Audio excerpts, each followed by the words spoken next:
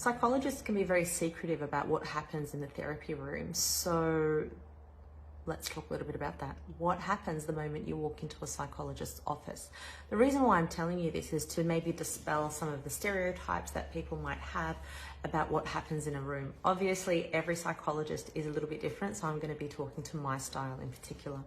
The first thing I do when someone comes in is to ask what they'd like to talk about that day. That gives me an understanding of what it is that they're looking for or what they're hoping to get out of the session.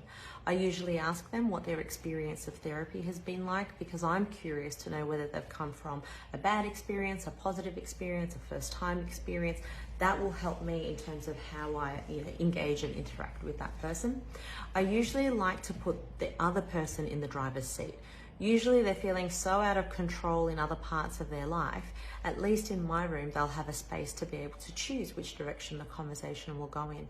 So that means making sure they're informed about where their information is held, where it's kept, where it's shared, where it's not shared, and that way they can choose what they want to share with you. And I think that's really important, having informed decisions.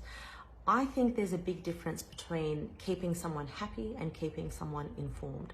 I think when you know what's going to happen, even if it can be a bit painful, if it's something you've chosen for yourself, you're more likely to stick around.